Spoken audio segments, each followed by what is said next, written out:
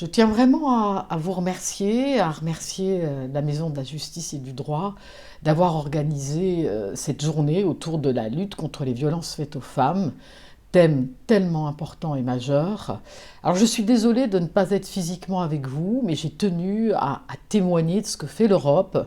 au moins par le biais d'une petite vidéo et qui va vous résumer les grandes avancées européennes sur le sujet.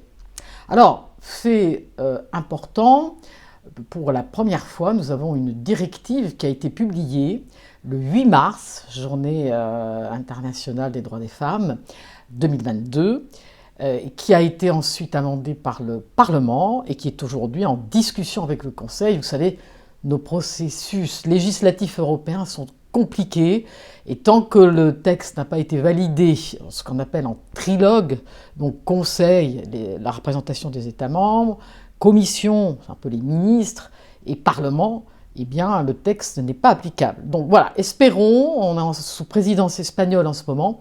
que ce texte va aboutir rapidement. Alors quelles sont les grandes avancées de ce texte européen qui va donc s'appliquer dans tous les États membres de l'Union européenne et concerner toutes les femmes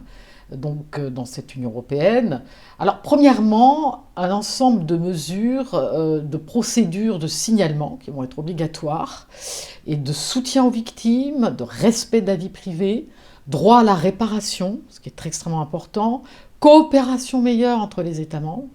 et également des mesures de prévention, ce qui me semble absolument important aussi sur le sujet. Deuxième série d'avancées importantes avec cette directive, eh bien, cette directive a posé un ensemble de nouvelles infractions pénales qui vont donc là aussi s'imposer dans toute l'Union européenne, avec par exemple le cyberharcèlement, qui n'existait peut-être pas si clairement avant, également la diffusion d'images intimes sans le consentement de la personne, les mutilations génitales féminines,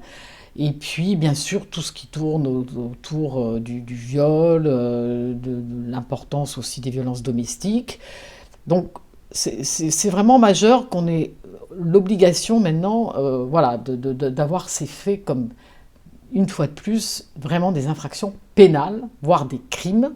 dans toute l'Union européenne. Et la dimension de cybersécurité et de tout ce qui se court maintenant sur les réseaux sociaux est une nouvelle dimension qui, hélas, ne fait que croître. Troisième série de mesures importantes, également, ce sont des mesures de protection des femmes victimes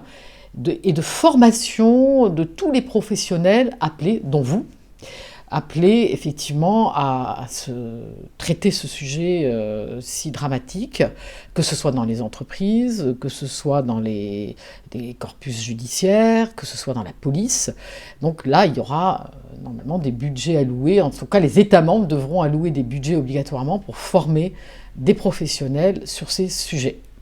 Et enfin, je terminerai en disant que moi, j'étais plus particulièrement rapporteur pour mon groupe politique, Renew Europe, donc sur le sujet de la lutte contre les violences faites aux femmes dans le monde du travail. Et nous avons obtenu là aussi des avancées importantes, en ce sens qu'il y aura l'obligation, je ne pense pas qu'elle sera remise en question, donc pour les employeurs, de prévoir des mesures de flexibilité du temps de travail et un congé spécifique pour des femmes qui ont été victimes de violences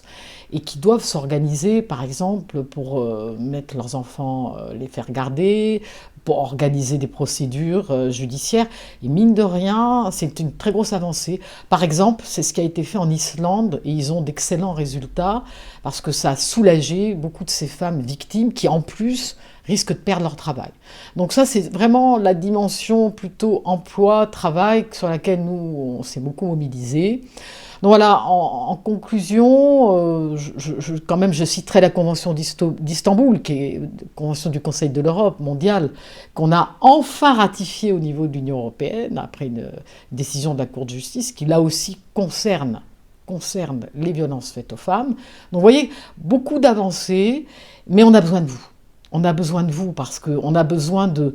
mesures concrètes sur place, dans tous les territoires, dans toutes les régions, dans tous les pays, du type d'ailleurs Maison des femmes. Je salue Sophie Tardieu, je sais qu'elle est présente, et j'ai beaucoup aussi suivi cette structure du style la Maison de la justice et du droit. Donc voilà, on a vraiment besoin de ces mesures locales d'accompagnement pour mettre en œuvre et déployer la politique qu'on veut mener au niveau européen pour lutter contre ce fléau des violences faites aux femmes et des violences domestiques. Je vous souhaite une bonne journée.